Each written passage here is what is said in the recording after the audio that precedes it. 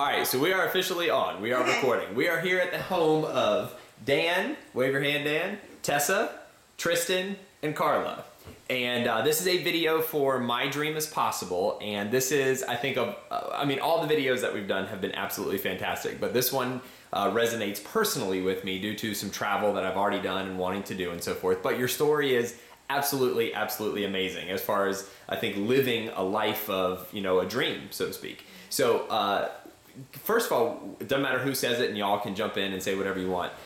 Tell everybody what a little bit about what you guys did for almost 5 years, and then we'll kind of back up and start at the very beginning and kind of go through in a continuous way like Dan had said. So, Dan, you want to kick us off?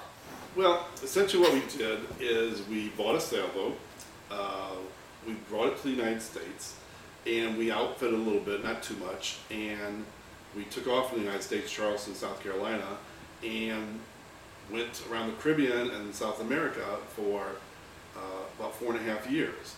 It also included, during hurricane season, you want to be kind of a safe place. So you kind of stay in one place during hurricane season. So one year, during hurricane season, we also then traveled by backpack to South America, to 4 countries in South America. And then one year we also came back to the United States and took an RV across the United States. So we've done a lot of different types of traveling in 5 years. And as far as the sailboat's concerned, we never had the experience. We had little boats before, and we've sailed on lakes, but we never sailed on oceans. So this was all new for us. That's crazy, first of all. Like that is things that people dream about their whole lives that you guys have done. So actually, let's do something a little different. So that's your explanation in a short bit of what happened for almost 5 years. So let's switch over to Carla, and then I'm going to come to you two as well, and just to ask you the same question. And then we'll start at the very beginning. So you tell me what y'all did for 4.5 years. For 4.5 years, I think we just lived life. We lived it in the moment. We left a life that everything was predictable, stressful, and we decided that that's not what we wanted to do. We wanted an adventure.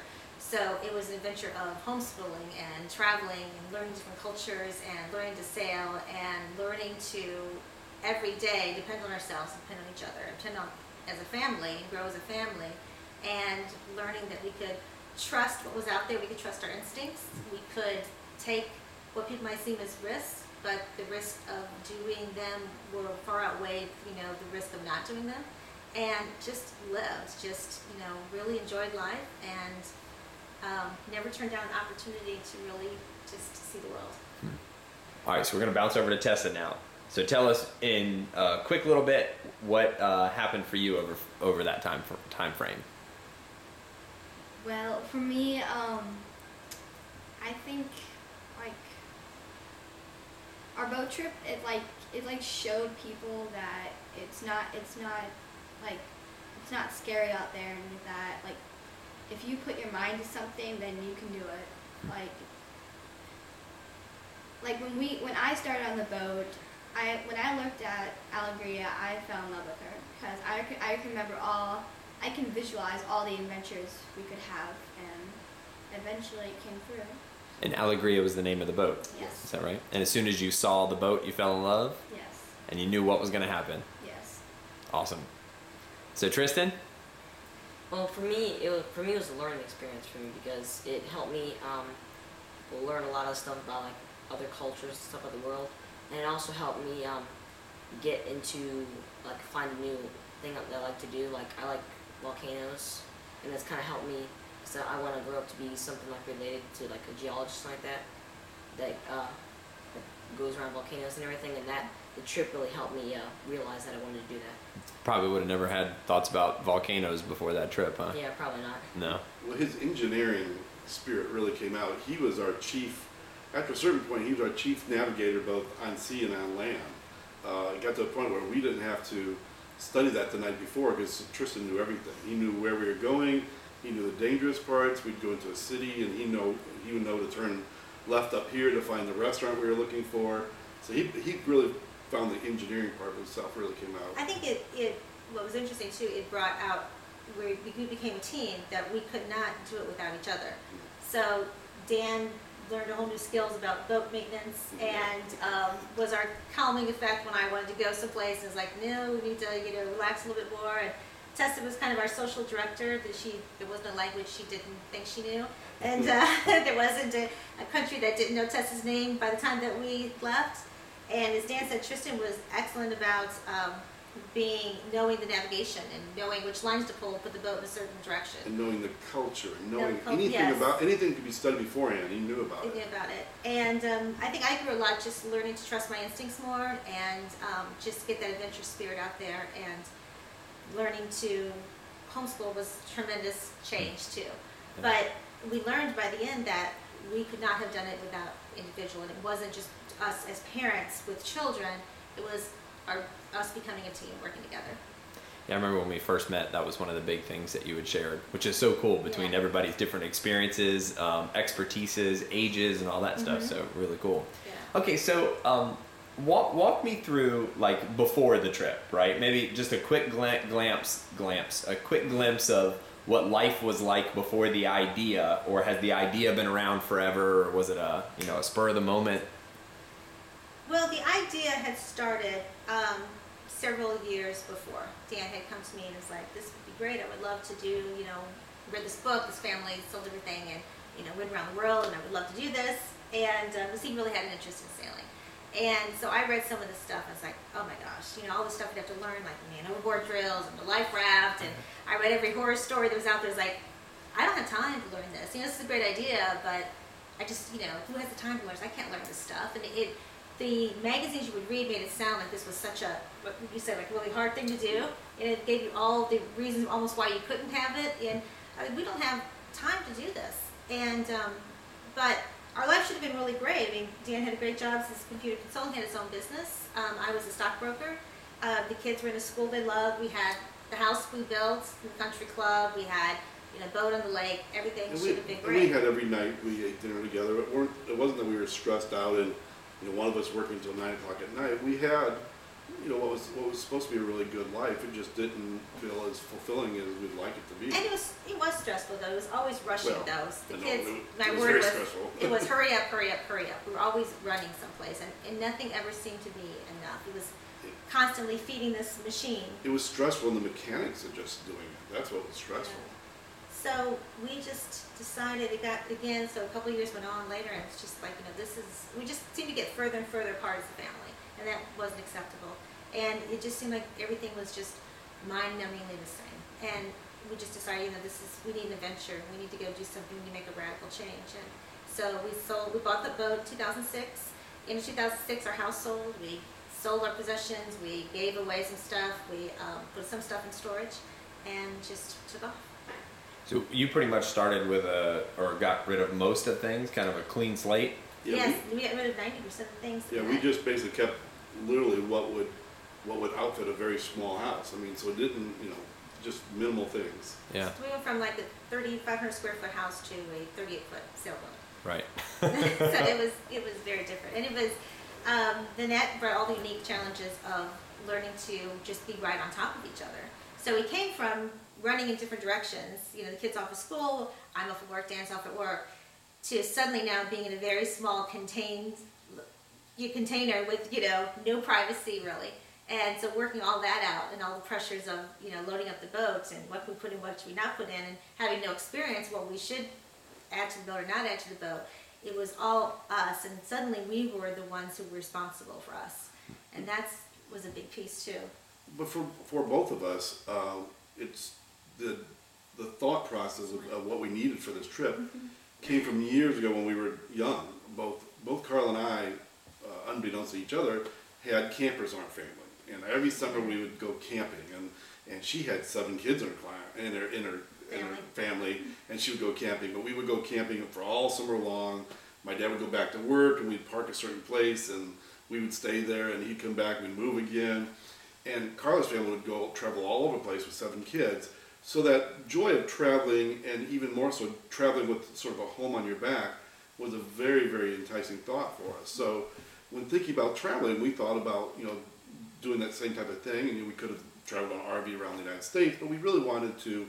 We had traveled some even as a family and even as a couple before then to other countries, and we really wanted to see other countries. So, in fact, you couldn't take an RV across the ocean. We ended up having to take the boat, and we certainly enjoyed the boat. We probably didn't know what to be afraid of because we'd never been ocean sailing, which was also the reason why we went. As Carla said, so many of the sailing magazines are, the problem with the sailing magazines and learning all that knowledge is it also keeps you in one place. Right. You never want to go. So to some degree, the less you know, the better. I think that's the same with anybody's dream. When they start researching Right. things, how to do it, you're only going to hear the negatives of what you can't do. And here it was like, well, let's just go find out what we can't do. And it's forgiving enough that I think on anything, if you start out, that you'll make mistakes along the way, but it's better to go and then kind of learn as you go instead of being over-prepared. Because I know people that have prepared, years in advance to go sailing one day, and they'll never go because you just have too much time to think about it. So the least amount of time you can have to think about it, almost less prepared you can be, just get out there and go and just be prepared to make mistakes. I think that's a better way to do it. And you guys left in 2006? In January 2007. January 2007. Bought the boat in 2006. Okay. So Tristan and Tessa, how old were y'all when you first got on the boat? I was 6. I think I'm pretty sure I was 10. You're 10. 10. 10 and 6. So do you even remember what life was like before the boat? Yes. Tell us about it. Well, every time in the morning, Mom would wake me up, and then I would go in there, and then one of the parents would be gone to work, and then I would go to school like that, and then when I come back from school, I think most of the days or something like that, Dad's always mostly gone because he has like business trips and like that. So, but sometimes he comes late. But we still eat dinner together like that, and sometimes he works home. And my mom goes like You went to regular school. Yeah, I went to regular school. I used to go at CSD, and I still now for middle school again. But yep, that's my story. Well, and so we were just discussing before we started the video, half of your whole life pretty much was on that boat. So it's kind of just like... So more of your normal life is on the boat. Yeah, that you remember at least. It's kind of funny because on the boat there's more talking, but on land it's sort of hard to explain because it's just a normal day every single day. Yeah. So Tristan, you were 10? Yeah. So what'd you do before you got on the boat? Go to school, play any sports? I played soccer when I was like younger, kind of like in the 6th, I think, and then closer to when we left the boat, I went to baseball. Yeah. So yeah, I did those, and then I don't remember too much of just like day to day. I just remember like once in my like birthdays and stuff like that. The special occasions. Yeah. All right. Well, let's get into the meaty stuff now. All that other stuff is important, but okay. So this is totally open-ended. So the question will go wherever, or the answer will go wherever it goes. So you have the boat. You've made the decision to do it. You're starting to get rid of stuff, put stuff in storage and everything, and you officially are ready to put the boat in the water and start sailing. So what comes to mind at remembering that time? Well, first of all, before we actually get the boat moving, we were still coming from a background of having all these possessions. So we literally spent months trying to get all our stuff onto the boat.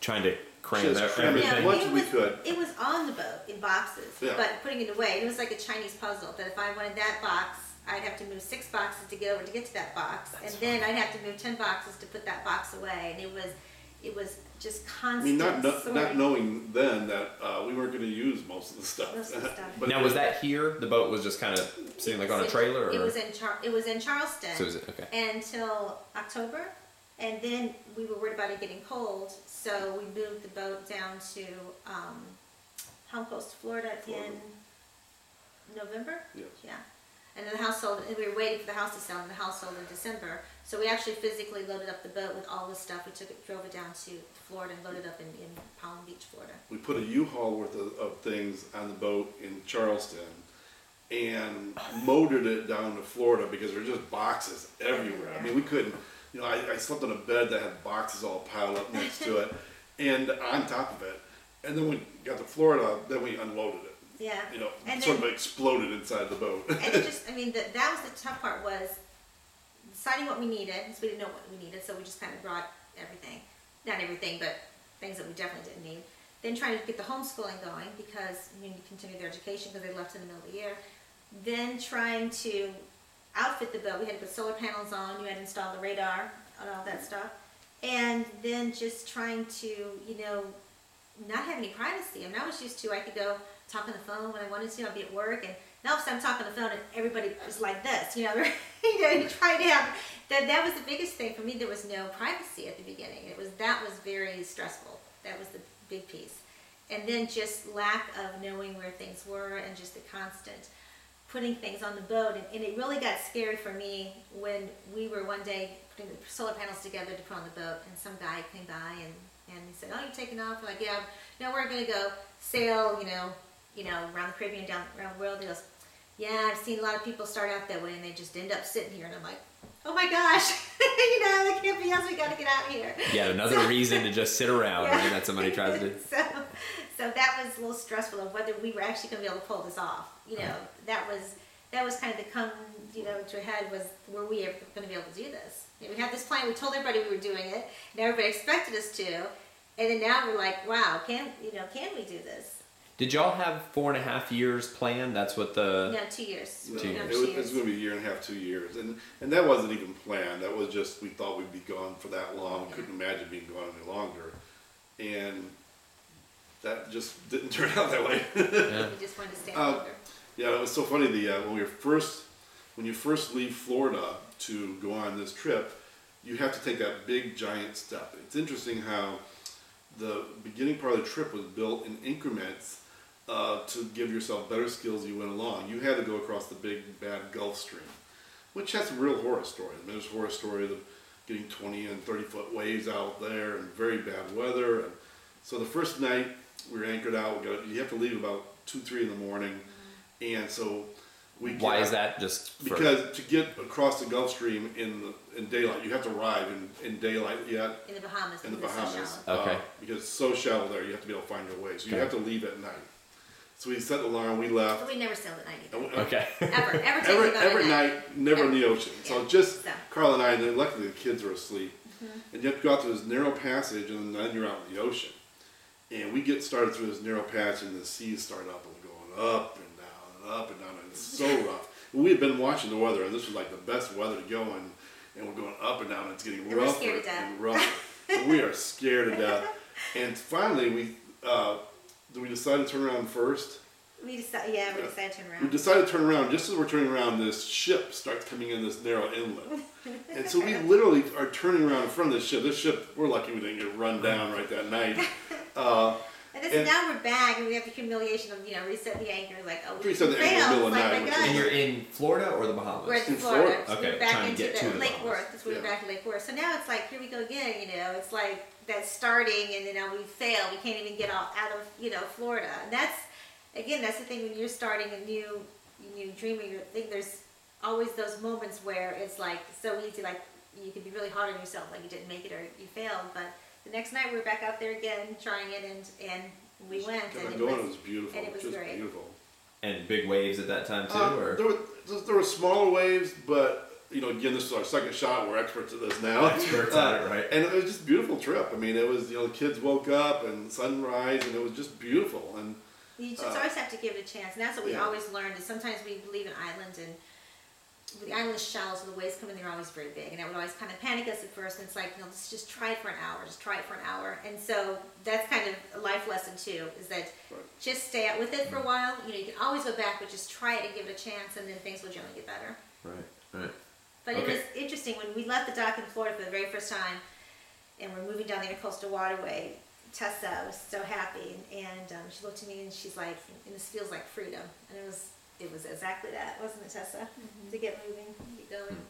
All right, so you started to go. So you had to go down the coast of Florida or whatever, or do you go down the Intercoastal Waterway? Intercoastal. Coastal Waterway. Okay, so that's somewhat easy, I guess. You're just Oh yeah, yeah, it gets traffic the further you go south, but yeah, it's pretty Right. easy.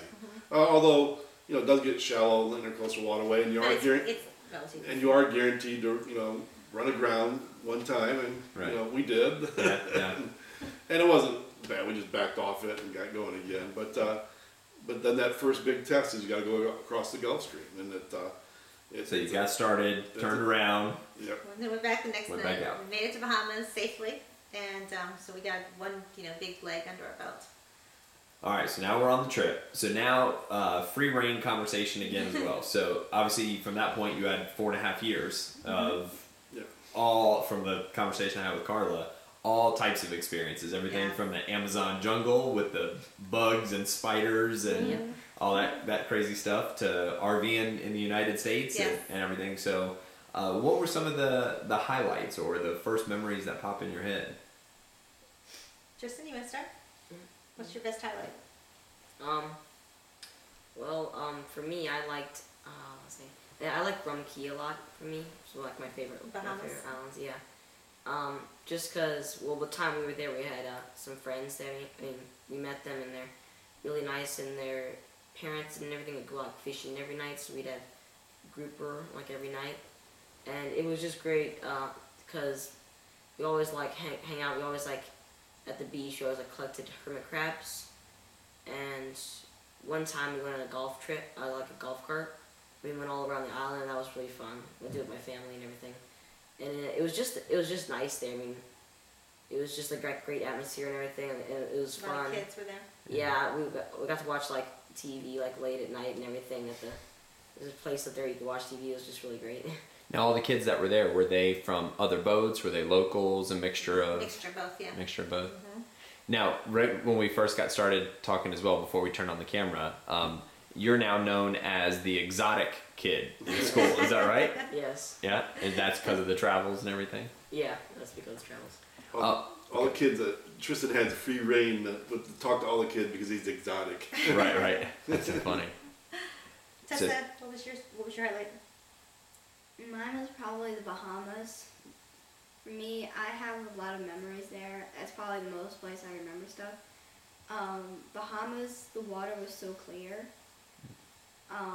And you can just jump in with that, and you can just stay there and for like forever if you wanted to. And Yeah. this place in the Bahamas called Hope Town.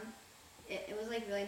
We met some of our friends there, and they had like this pool there, and then they had a hotel, lighthouse, and we would all go up there. There's like in the lighthouse it's like a swirly stairs, so we went up there, and then when we get up there we can see the whole town.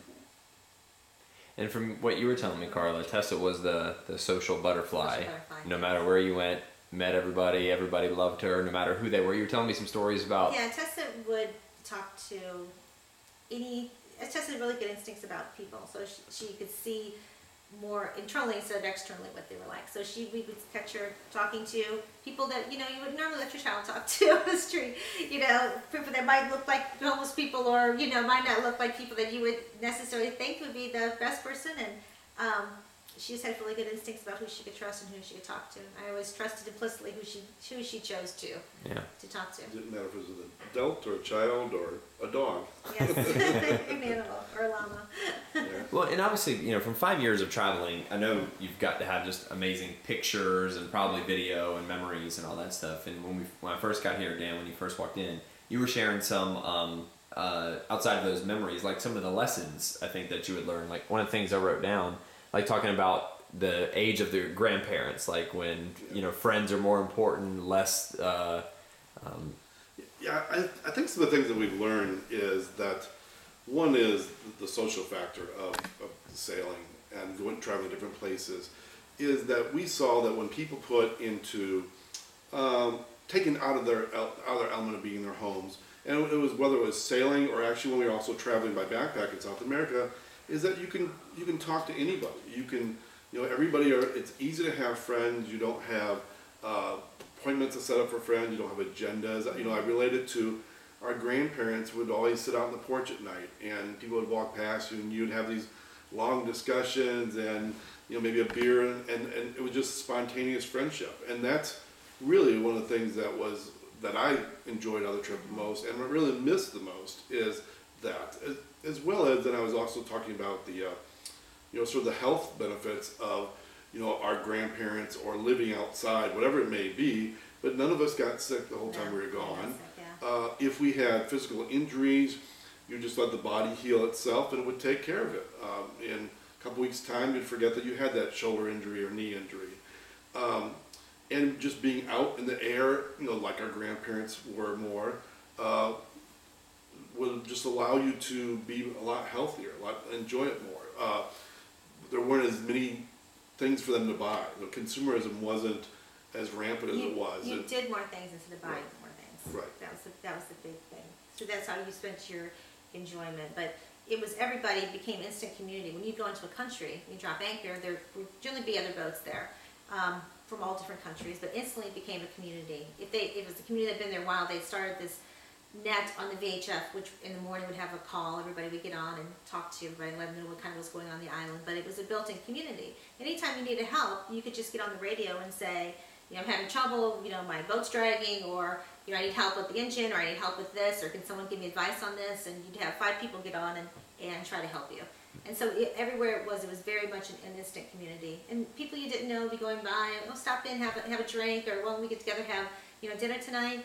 So it became very much that kind of world, where here is, you call somebody for dinner, well, let me see what I got, maybe we can schedule this in the future, and you don't get that spontaneity. And I don't think it's because they don't want it. I think it's almost like they forget, hey, you're eating dinner, we're eating dinner, why don't we just eat together? You know, it doesn't have to be this big production, it's just, you know, people remembering to get together with people. That as far as things to do, it's what's really, really amazing that we found in the United States is the things to do here, shop. I mean, that's what's... Number one activity. That's the number one activity of any of our friends or any of our family, you know, this weekend, they're going to shop. And we were always looking for the activities, you know, what were some of them were really strange activities, you know, some of them were nice hikes that we went on, others were just doing something. And, you know, we found that just doesn't happen here. Well, and on the boat, you could generally only do one thing a day. So if you were going to, there was a grocery day, the grocery day would take all day. But it wasn't bad. I mean, it was, you know, get your backpacks, get the bags, get the dinghy, take the dinghy into the shore, tie up the dinghy, walk, you know, 2 miles to the grocery store, load up the backpacks, and then, you know, complain about the heat, walk back with your laden backpacks, maybe find some place to eat on the way, get back in the boat, get to the stuff out of the dinghy, and then take everything out of the cartons, and then put everything away, and it would be like an entire day. But you know, it wasn't bad. It was much more exciting and much more living life than jumping in the car and going to Harris Teeter. I mean, I can remember almost every one of those moments of going to the grocery store there. I can't even tell you how mindless it is going into the grocery store here. So I mean, you know, going back to the grandparents analogy, I mean, you have a true accomplishment was going to the store. You know, it was, you know, I can hear our grandparents say, gotta go to town to get some stuff, you know, and it was an ordeal. They had to get there. But it wasn't an ordeal as much as it was just... It was an accomplishment. An accomplishment. Yeah, I guess that's what it was. That's a really good thing. Yeah, you had said it was like every day was a day full of accomplishments. Exactly. You know, to get to get, first of all, find out from somebody where the grocery store was. Right. Get our dinghy 2.5 miles away. Get the kids off the boat. Get our dinghy in. You know, walk 2.5 miles away. Load it all up in our backpacks. We're all carrying it in our backpacks. And we'd laugh and we'd talk and we'd sing along the way. I mean, so it was. You know, we don't do that in the car. It's just not get in the car, get to Harris Teeter, get in, get out, and you know. And then getting it all home and stripping it of all the packages and putting it away. It just was. It was an accomplishment. And, you know. Or deals, what you do now when you go to the store. And even the grocery stores or the markets, they were so vibrant. There were people laughing, there was people talking, there was always people singing. We were in a grocery store in Curacao, and it was a regular grocery store. And I don't know what song was on the radio. Blue Rolls. The people in the grocery store, the shoppers are singing along. While they're shopping. While they're shopping. Everybody's singing the Lou Rawls song. And here in the United States, everything is so like whitewashed. It's so, you know, you can't play certain music because it may offend somebody. So everything is so just almost suck the life out of it. In Grenada, we'd get these vans to go in town, and they would literally, I mean, they're just these 9-seater vans, and they would literally get 13, 14 people. I mean, they actually had true people that were stuffers. They would stuff more people in these vans, And a song would come on the radio, and everybody would be singing as you drove into town. And you're no air conditioner, you're hot and sweaty, and the person next to you is sweating all over you, and just singing, enjoying yourselves. I mean, it was, again, you enjoy life and you accomplish something. You know, life was a series of accomplishments every single day, and and it felt good to accomplish those things and win, and felt good, didn't it? Mm-hmm. Well, Carly, you had mentioned when we first, I don't know if it's maybe the same grocery trip you were just mentioning, when we had met the first time, you were talking about it was hot as can be, you're walking 2.5 miles, dusty road or whatever, and I forget exactly what the quote was, where you thought... Well, my friend, years before, when we first bought our first sailboat on the lake, and she's like, she goes, oh, do you feel rich now? And I'm like, oh gosh, I don't feel, rich at all. And so we were in Bonaire, and there was this, we lived for trying the grocery stores with like some really cool stuff. And way outside of town was a grocery store. And it's like, okay, we're gonna hike out there. So we got our backpacks, and it was literally 2.5 miles out there. It was hot. And it was hot, and there was no sidewalks, and there was a lot of cars going by, so we had to be careful where we walked. And it was just miserable. But we were singing, we were, we're happy. And so we're coming back. We bought a bunch of stuff. We always bought too much, and so we're just struggling to carry it back. But I was walking, and we were kind of singing and kind of laughing, and even though, it was in miserable conditions, it was hot and it was muggy and it was just, trying to make sure you weren't getting run over, her question came to mind again. It was like, do you feel rich? And for the first time I really did, because it was like I was able to do what I wanted to do. And I always cry if I say this, so. So that was it. That was, to me, was what wealth was, that you can do what you want to do with who you want to do. Right. Well, from a financial standpoint, you were I think on a monthly, your most expensive month through the whole time was like under $2,000 or something? Yeah, I think the most expensive, except maybe when we did the travel, and then I'm just talking about the plane trip, but in other countries especially, we were in Ecuador, it was, we were like $60 a day for all four of us, but that was for travel, transportation and meals and hotels and everything. And some months on the boat, like we were in Venezuela, it was like $500 a month, and only because we went to a fancy, not fancy, I think it was like $10 per person for the meal with lobster and conch and all the food we could eat. Yeah, it was a Thanksgiving meal. Yeah, with Thanksgiving meal, we were invited by the only two people living on the island of having a great Thanksgiving meal, and we're like, and they want to charge us $10 an adult in Venezuela. That's outrageous. That's outrageous. So we thought, well, what we decided to do, there were four boats, and then the fifth boat came in. We decided to have the kids eat their own meal, and then just the adults eat the expensive $10 meal. And we pulled up to the beach that day, expecting, okay, this is probably not going to be a great idea. And come to find out, they had just lobster and fish and everything you could imagine. I had four lobster tails myself, yeah. And they put on this music, and it was, we were in the middle of nowhere. We were on a little island, really in the middle of nowhere in Venezuela. This is, when we mean little islands, you can look and see the other side of the island, and you can see the water on the other side of the island. And there was 3 couples from the United States, and a couple from Norway, and then a guy who was from Italy, and then the Venezuelans were the ones that were hosting it. So it was great. It was amazing. Yeah, it was amazing. I mean, you couldn't get that meal in the United States for $300. I mean. So for somebody who maybe, in a place in their life, whether they're in the United States or all over the country, but or all over the world, and saying, I need to do something with my life, but I've got this block, I've got this worry that, I've got my family, so I can't go do this because of my family, or I can't do this because I don't have experience, or I can't do this, I can't go live my life because whatever. Like, what would you say to them now, being able to look somebody in the eyes and say whatever it is you'd say, Like, what advice would you give somebody? To stop talking about your big butt. Just don't do it. I mean, you can find thousands of reasons why you can't do it. And, the risk, again, the risk that you think of, all the fears that you have, they're nothing compared to the risk of not doing it. We climbed up Cotopaxi volcano with no little equipment. No equipment, tennis shoes. And without the proper clothes, clothes. Most people are like, oh my gosh, you could just rolled off the mountain. And that was a genuine risk. But the risk of going home and saying, we could have climbed up there, that was too big to pass up. And that's when you're ready to live your dream. When you say, I know there's all these things that are going against me, but the risk of passing that up is, more than any of these fears. And I think I think the big thing that I found personally was that if you're out and you have a fear like I'm going to be mugged, or I'm going to, or I can't do this, I can't accomplish that, that's generally a short-term fear and it'll be over. We had one really bad stretch of weather that lasted maybe 2 hours, or the whole time that was out there, and that, and it was done, and that fear's gone. But the fear that you have every day here of not having enough, of having to work harder, of having to do this, it's a constant fear every day that nags at you. That's much harder to deal with and it stays with you, it doesn't go away. So fear that, my family will suffer, I'm not going to be able to do this, you're out there, it'll come to you. It's much, much easier than you think. And more for the practical side of it, you can do any type of traveling you want. If traveling is what you want to do. You can certainly buy very small boats. We saw people in the same locations we are from the U.S. in 25-foot boats, that had no refrigeration or no radar or whatever.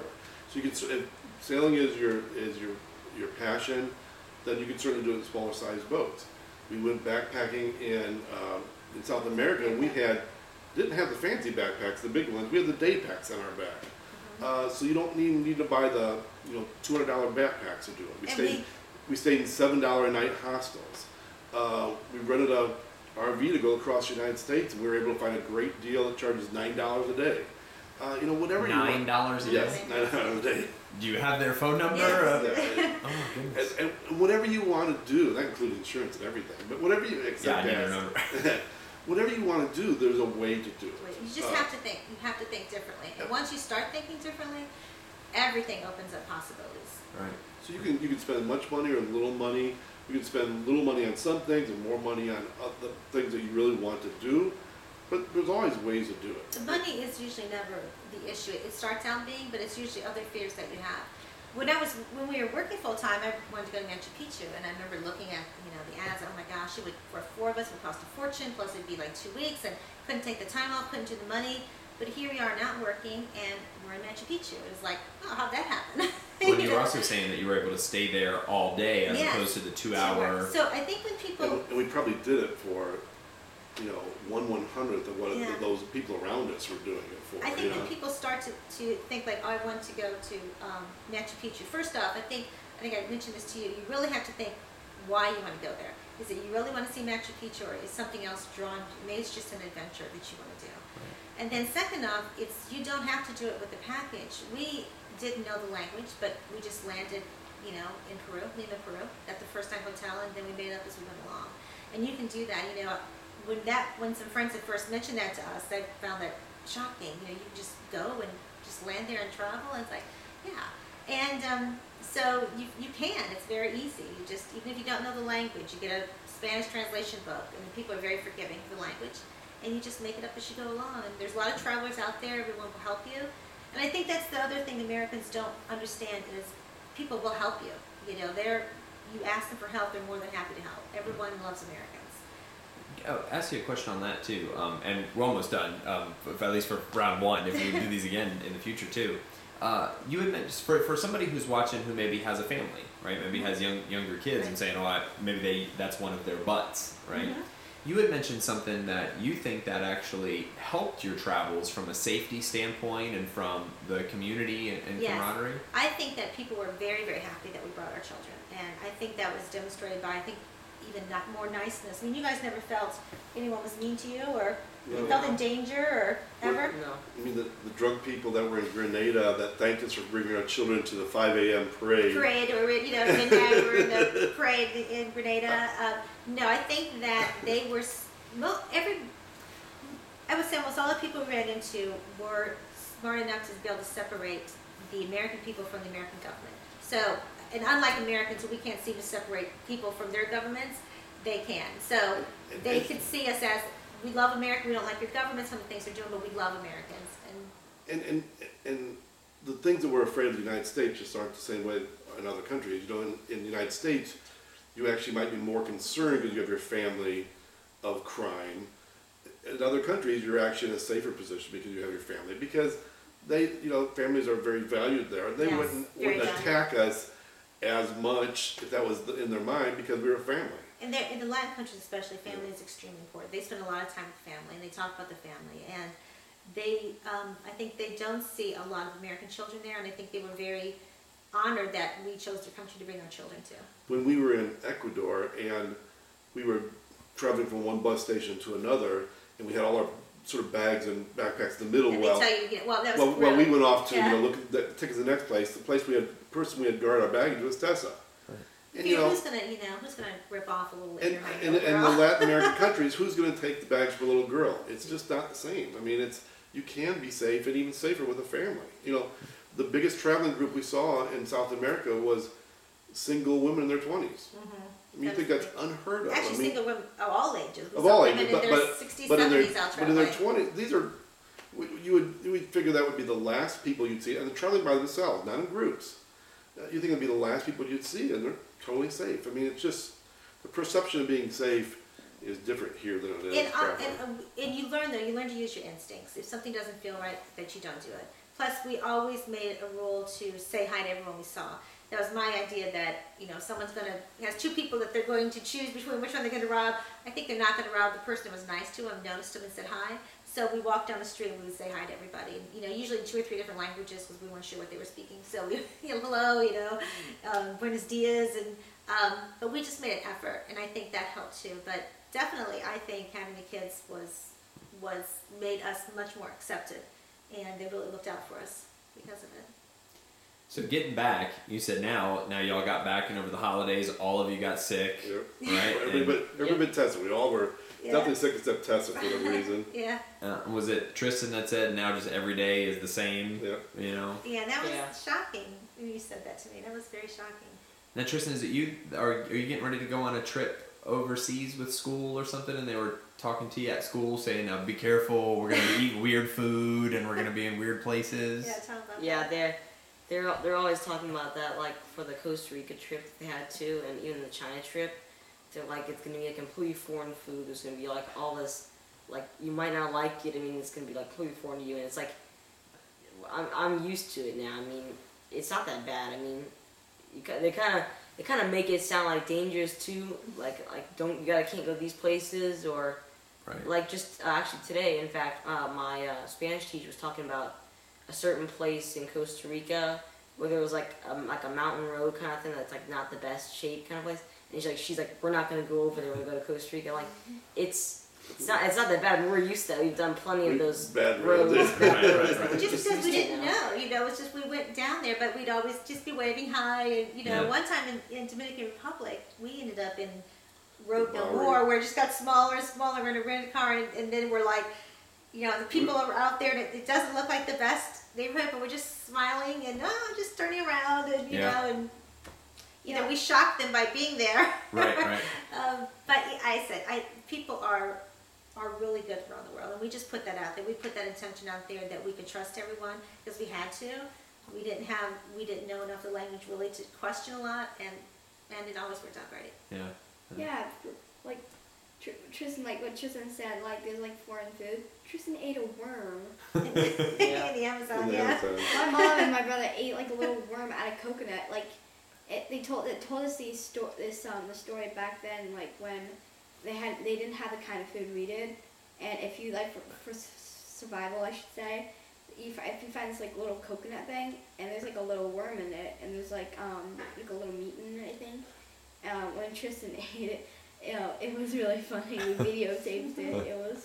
It was funny. Well, and you were catching fish with your bare hands out in the water too, right? Yeah. Yeah. And you were going down and playing with the sharks, touching them in the rays, and we all swim with dolphins, and it's really cool. Like me and Mom's favorite thing is dolphins because they're just so friendly, and it was really cool. We'd see dolphins and dolphins every love you to day. see them. They want you to see them. That's what's really cool. So it's Yeah, a wild animal that actually wants you to notice them. Yeah, when we were in Ecuador, we were seeing the pink dolphins. This guy's like, "Oh no, they'll come around." When did they come around?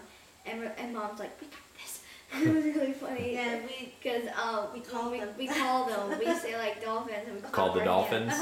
we like clap our hands, we whistle, and eventually we Dolphins just love come noise. up. They love children. They love children's voices. Children's They love voices. noise. Huh. And so so they're trying to be quiet and do like their special, pink dolphin call, which whatever is like another dolphin. We're just That kind of doesn't like, we matter. got this. We're just like dolphin, dolphin, hey! And then dolphins come up, and then they see the kids. They love children, Huh. and they'll make like a special effort to see them.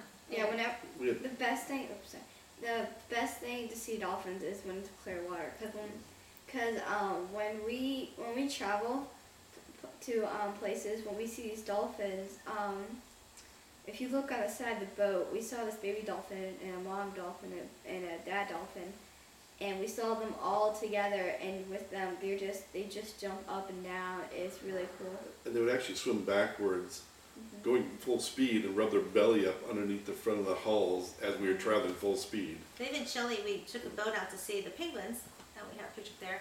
And there's an island off of Chile where the Humboldt penguins are. So there was something we never thought was like, who sees penguins in the wild? Right. Don't we see seals too? Yeah, and the way out there were the dolphins. And so again, the guide was like, you may see dolphins, you may not. And so they were kind of jumping up. So I was getting the whole boat to yell, and the kids were like, Mom, be quiet. I'm like, no, we know what to do. We're gonna yell. And so we're yelling, dolphins, dolphins, and they put on this show. They jumped out of the water, and like 40 minutes. And the guide was saying, I've never seen him put a show on like that. And he agreed. He goes, dolphins love attention. They love you to want to see them. And they were just jumping high. They brought the sea lions over with them, and they were playing, and it was spectacular. And then we got to go and see the penguins. Yeah, on this rock, we saw a baby seal on top of his like right by his mom. Yeah, It was the mom really and the baby. cute. It was really great. We would see dolphins most of the time traveling from island to island. We saw sperm whales. We saw pilot whales come across this one time. We see a lot of A lot wildlife. of wildlife, and then the monkeys and the sloth bear in the Amazon, and then the llamas, which we adored. In Machu Picchu, Tess was playing with the wild llamas, and then we had the great thing of watching the. Watching the sunrise. And then that's another cool thing about traveling is sometimes when you go with the tour group, you're kind of pre-positioned to go a certain way. And sometimes the best things happen most unexpectedly. And in Machu Picchu, we had gone up in the first route in the morning, the first bus up, and Dan was getting ready to take the classic Machu Picchu picture where you kind of stand at the guardhouse and you shoot down. And you're waiting for the sun to come up, because Machu Picchu is all about the sun. We saw these llamas that would do And Tessa's playing the llamas, and so I'm kind of watching her to make sure they're wild. She's kind of trying to give them petting, and I'm trying to make sure Tristan doesn't fall off the side of the mountain because it's up there. And all of a sudden the sun starts to come up, the clouds, and they're jagged peaks around Machu Picchu. It's like a picket fence, and it's very dramatic when the sun comes up. And all of a sudden the sun's coming up, it's coming across the mountain, and the llamas see it, and they stop eating, and they go to the edge, and they stop, and they watch the sunrise. And so you got these other people over here doing like yoga and doing spiritual things, not watching, the llamas, and you got the other people waiting for the back moment for the magical picture. But the magic was the llamas watching the sunrise. I mean, that was the thing that it was built for, and that was the thing that the llamas remembered. So they're carrying on the magic of the place. And if you go with the tour group, you'll never see that, because the tourists didn't get in there until like 10 o'clock in the morning. Right. So coming to the sacred place, they were missing all the sacredness in it that the llamas remembered. And so that was like a beautiful moment. And we would just stumble across those things all the time. When we went to the desert, we went to Chile.